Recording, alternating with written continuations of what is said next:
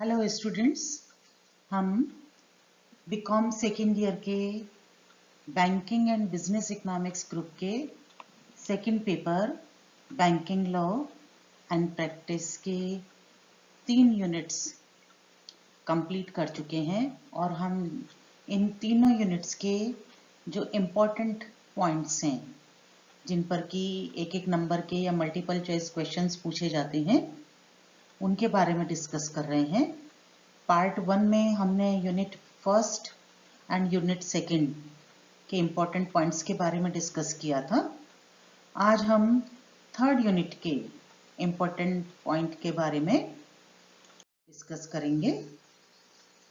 Third unit जो कि negotiable instruments act से रिलेटेड है and collecting banker and paying banker क्या होते हैं, इन सब के बारे में थर्ड यूनिट में हमने डिस्कस किया था। आज हम उनके इम्पोर्टेंट पॉइंट्स के बारे में डिस्कस करेंगे। फर्स्ट है, अपने से बेहतर अधिकार दूसरे को हस्तांतरित करना विनिमय साध्यता कहलाता है। भारत में नेगोशिएबल इंस्ट्रूमेंट एक्ट 1882 में लागू हुआ था। चेक, विनिमय बिल और प्रतिज्ञा पत्र, check, bill of exchange and promissory note are known as statutory negotiable instruments। इनको विधायी विनिमय साध्य विलेख कहते हैं क्योंकि इन तीनों का उल्लेख नेगोशिएबल इंस्ट्रूमेंट्स एक्ट 1881 में किया गया है।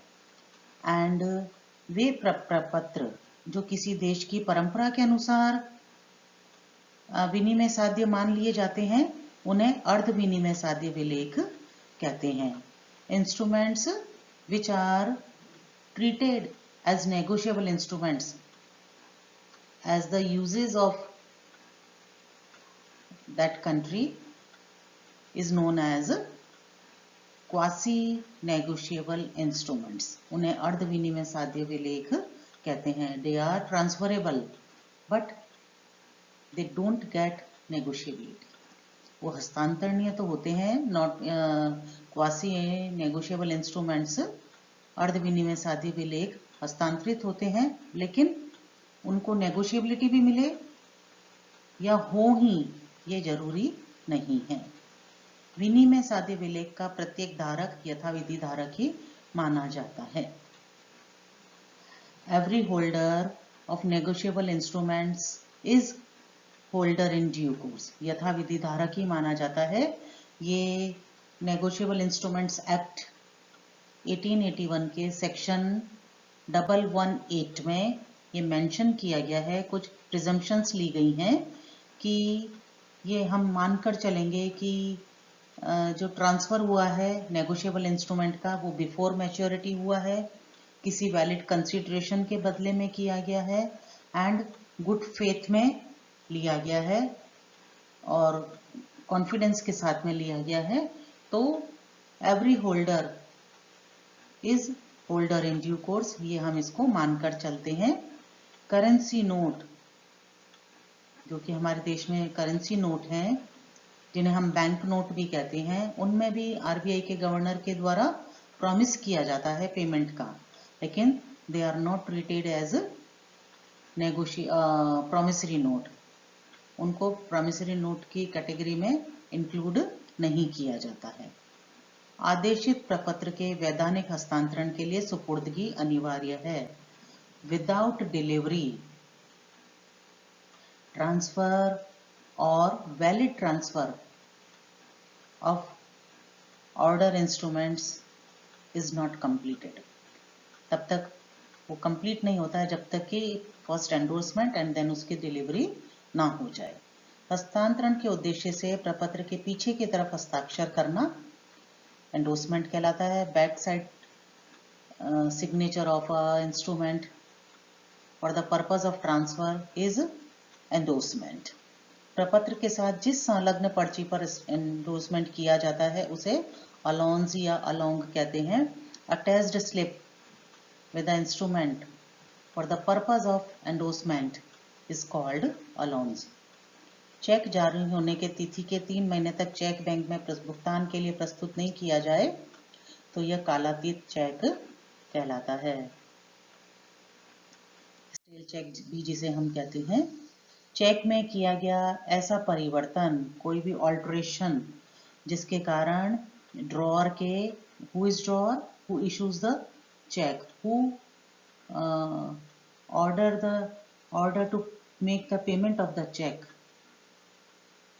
is known as drawer of the check। Cheque में किया गया ऐसा परिवर्तन जिसके कारण आहारता के दायित्वों में वृद्धि हो जाए उसे महत्वपूर्ण परिवर्तन कहते हैं, मटेरियल अल्टरेशन कहते हैं।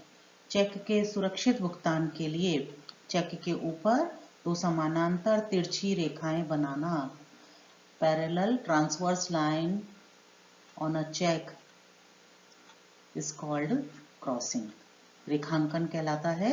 और रेखांकन केवल चेक का होता है, प्रतिज्ञा पत्र और विनिमय बिल का क्रॉसिंग नहीं होता है।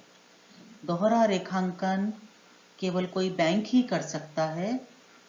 किसी व्यक्ति के द्वारा स्पेशल क्रॉसिंग करते समय एक साथ 2 बैंक का नाम नहीं लिखा जा सकता है, केवल एक ही बैंक का नाम लिख सकता है। लेकिन कोई एक बैंक डबल क्रॉसिंग कर सकता है, वो दूसरे बैंक का नाम लिख सकता है।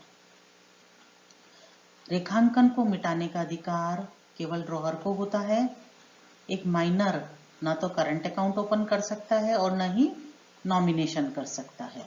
कुर्की आदेश यदि गवर्नमेंट इंस्टीट्यूशन के द्वारा या गवर्नमेंट अथॉरिटी के द्वारा किसी गवर्नमेंट ड्यूज को रिकवर करने के लिए जारी किया जाए तो इसे अटैचमेंट ऑर्डर कहते हैं, अदरवाइज इसे गार्निशी ऑर्डर कहते हैं। एक बैंक यदि हमारे द्वारा लिखे गए चेक का पेमेंट कर रहा है, in that condition he will be called paying banker, तब उसको हम पेइंग बैंकर कहेंगे। And if he collects amount of check who are drawn in favor of us from another bank, then this bank will be known as collecting banker।